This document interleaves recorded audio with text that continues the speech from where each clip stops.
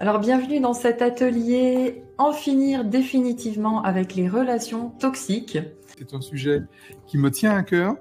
Ça a été d'ailleurs à l'époque mon tout premier programme en ligne et je me rends compte qu'avec les années, les choses ont évolué pour les personnes que j'ai accompagnées.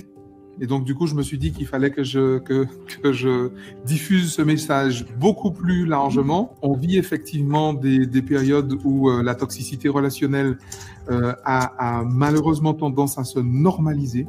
Je travaille sur 4 continents, dans 12 pays, dans des milieux socio-éducatifs et culturels très différents. Et ça fonctionne pour une raison très simple, c'est qu'effectivement, on va aborder ce sujet du point de vue de la biologie. Et donc, en fait, c'est au-delà de nos croyances, au-delà de notre spiritualité, on est dans les lois de la nature.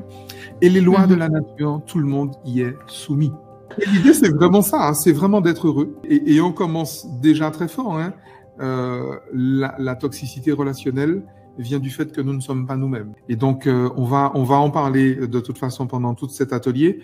Et au-delà même d'en parler, on va le pratiquer. Donc ici, il n'y a pas de gentil, il n'y a pas de méchant, il n'y a pas de bien, il n'y a pas de mal, il n'y a pas de bourreau, il n'y a pas de victime.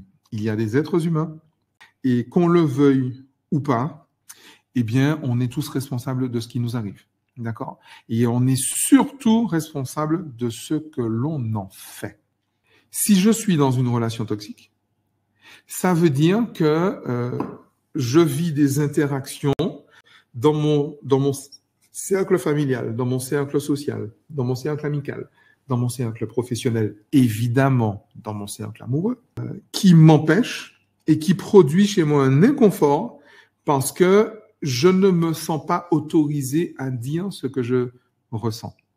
Et donc, je ne me sens pas autorisé à exprimer ma personnalité.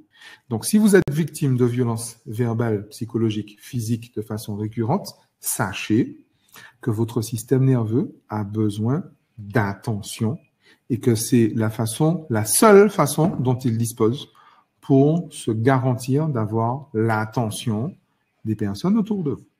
Mon émotion ne peut pas être provoquée par l'autre. Mon émotion ne peut être provoquée que par l'interprétation, le discours interne face à l'événement que je suis en train de vivre. Il s'agit vraiment pas d'être hermétique à qui que ce soit ou à quoi que ce soit. Mais être hermétique à la toxicité relationnelle, c'est pas un objectif, j'ai envie de dire, qu'on se fixe, c'est une conséquence de la démarche qu'on a ce week-end. Quand tu vis comme ça des choses qui sont très désagréables de façon répétée, je me fais traiter de connard tous les soirs et du coup, pour me protéger, mon corps envoie une décharge dopaminergique. Et donc, associe le fait d'entendre de me faire traiter de connard à la décharge dopaminergique. Et puis, comme ça arrive tous les jours, à un moment, il prend l'habitude. Hein. Si bien que l'enfant, bon, c'est la 3e année que ça dure. Bon, les gars, ok, bon, je rentre à me faire traiter de connard. Bon, écoute, tout va bien. Jusque-là, tout va bien. Au moins, c'est rassurant. C'est devenu ma norme. 10 ans plus tard, 20 ans plus tard, si le travail thérapeutique n'a pas été fait, me faire traiter de connard est toujours associé à une décharge dopaminergique. En français courant, une décharge dopaminergique, ça s'appelle une addiction. La personne qui est maltraitée devient accro à sa maltraitance. Quand quelqu'un a l'habitude de se faire bloquer contre un mur et qu'elle a développé une addiction neurochimique à ça, tu viens lui faire ton beau gosse là, machin, elle va t'envoyer bouler. La douleur vient de l'autre, la souffrance vient de moi. Pour rester vivant, j'ai dû développer des ressources que je n'avais pas avant. Et que je n'aurais pas eu si je n'avais pas eu à traverser ça. Et du coup, ces ressources-là, tout d'un coup, j'en jouis. C'est-à-dire que je suis augmenté par l'épreuve.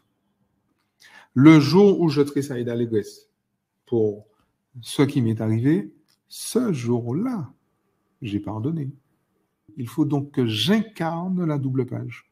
Pour qu'un jour, quand ma belle-mère me dit « c'est à cause de toi !» Quand ma grand-mère me dit « c'est à cause de toi que ton papy, machin », que à ce moment-là, je vois l'amour. Imaginez-vous recevoir de la tendresse de la part des personnes qui vous accordent de la violence. Ouh, je sens que ça passe pas, ça, dans le groupe. Ouh. Et c'est ça, la guérison. La guérison, on a dit que c'est changer de personnalité, donc changer de système nerveux.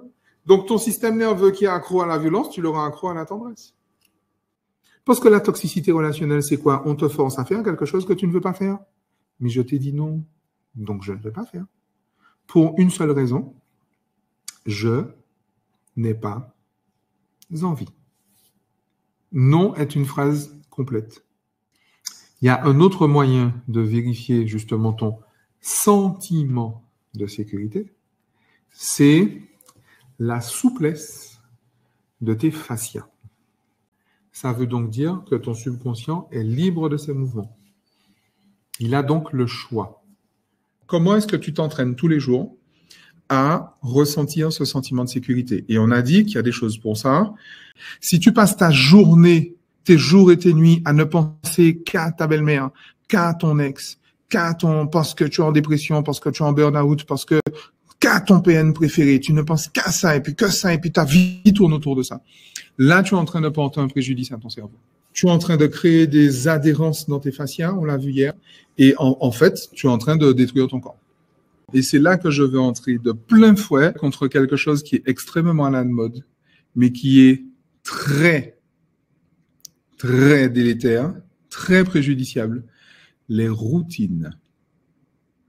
Il y a un moment où, comme je résiste, la vie dans sa bienveillance comme je n'écoute pas la sagesse, va utiliser le meilleur outil, la douleur. La douleur, c'est hyper efficace. La souffrance, c'est génial pour justement que la réalité vienne heurter ton âme. Bam! Et c'est quoi? C'est maladie, AVC, cancer, machin, tout ça. C'est accident de voiture, c'est tout ce que tu veux, évidemment. Donc, si tu changes ta personnalité, tu vas nécessairement changer ton épigénétique. Donc, nécessairement, tu vas changer les gens autour de toi. Parce que du coup, tu deviens magnétique. Tu changes les informations qui sont émises par tes fascias. Donc, tu changes les personnes avec qui tu vibres. On aura les retours de syntonisation dans un an, hein? Même avant, bien avant. D'ailleurs, n'hésitez pas à faire des témoignages.